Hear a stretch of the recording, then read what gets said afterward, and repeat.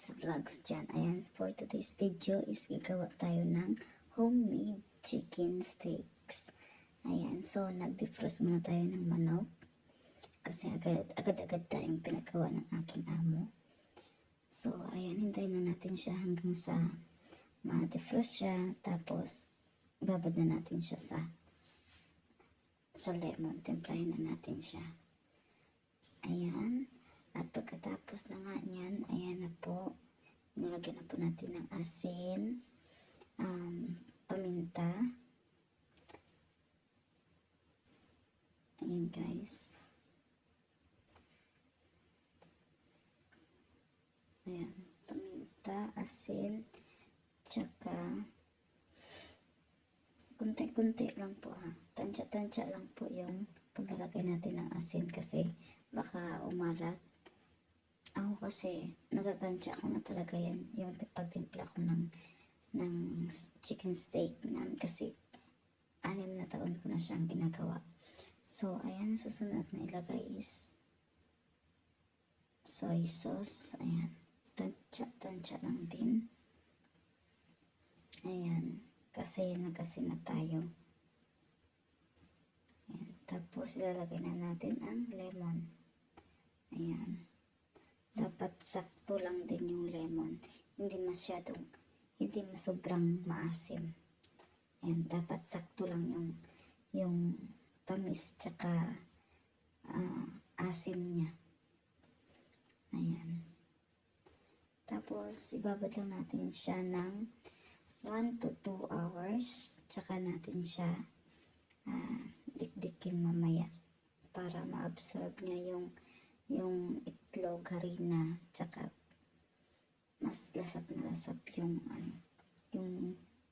tinimpla natin dyan na lemon, toyo, asin. Ayan, asin papasok talaga dyan sa laman-laman ng manok para feel mo talaga pag kainin mo na. Ayan, yan ang gusto ng alaga ko, paborito niya yan.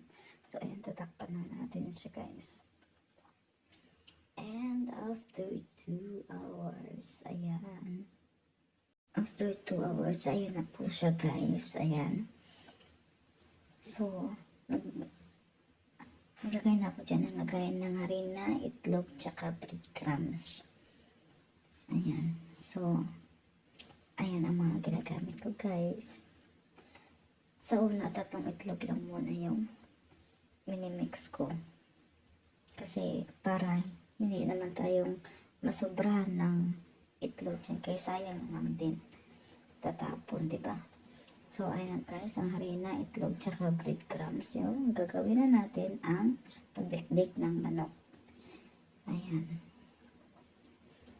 So, kung nakikita nyo guys, medyo masikip yung area na pinagawan ko kasi maliit po talaga yung dirty kitchen namin dito.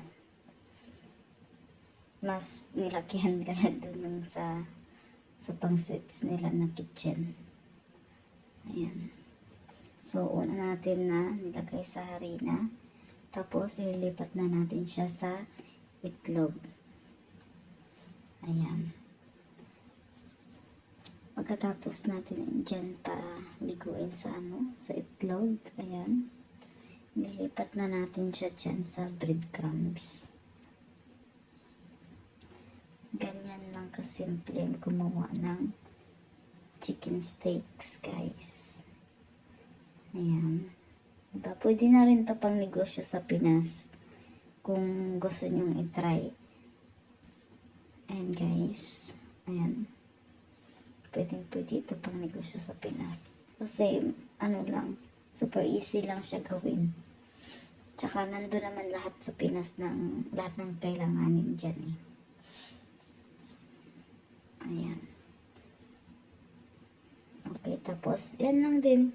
Ulit-ulitin lang natin ang proseso kung paano natin ginawa yung una. Ganun at ganun lang din hanggang sa matapos siya guys. Ayan, so minabilis ko na kasi para hindi na tayo humaba. Ayan, dik-dik lang. Tapos harina, itlog, breadcrumbs.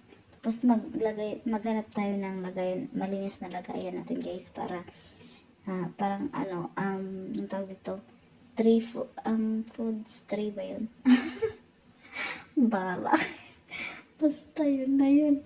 Yung, basta malinis siya na lagayan. Ano kayo ng Tupperware dyan, or pinggan, yung plato ba, na malapad. Tapos, yan ang paglalagay nyo. Kasi mamaya ilalagay natin yan sa ano, sa freezer. Ayan, ilalagay natin yan ng 24 hours sa freezer bago natin yung tatanggalin doon. Tapos ililipat lang naman natin siya sa plastic. Kaya para ano, pag kung sino yun na yung gustong kumain ng chicken steak, kukuha na lang doon sa plastic. Tapos ilalabas lang nila, defrost lang ng 15 minutes. Tapos tsaka siya iprito. Kasi kapit na yung mga ano natin, mga nilagay natin dyan. Diba? Tapos, yung pagprito niyan guys, dapat mainit na mainit yung mantika.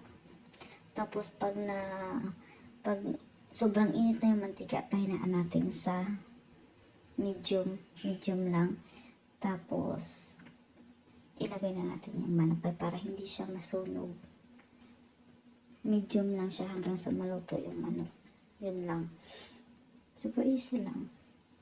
Kasi ano din, mapait din yung ano, yung chicken steaks pag nasobrahan na siya sa sunog. Sa sunog, ayan. Tapos, kung gusto niya naman ng white sauce, sa susunod guys, gagawa ako ng white sauce niya para dito. Short video lang siya kasi ano, mabilis lang naman. Hindi ako dito nakagawa ng sauce, white sauce niya para dito sa chicken steaks na to. Kasi napaprito lang yung ano, yung alaga ko ng chicken steaks na hindi siya nagpagawa sa akin ng white sauce. Ayan. So, natapos na natin to guys. Ayan na siya. Ayan, yung tray na yan ang sinasabi ko. Food tray ba yun? O yun, basta yun na yun. Kung nagkabaliktad man ako, edi okay. Sorry na. Tapos, ano, pagkatapos niyan guys, ang dami kong kalat, diba? So, normal lang yan guys. Kasi, ano tayo dyan, tak tayo dyan ng manok. Ayan, hindi natin yan maiwasan. So, ilalagay na natin siya sa freezer. So, ayan na siya guys. At, kinabukasan, ito na siya. Tatanggalin na natin. Ililipat na natin siya sa plastic. Ayan, ang sinasabi ko.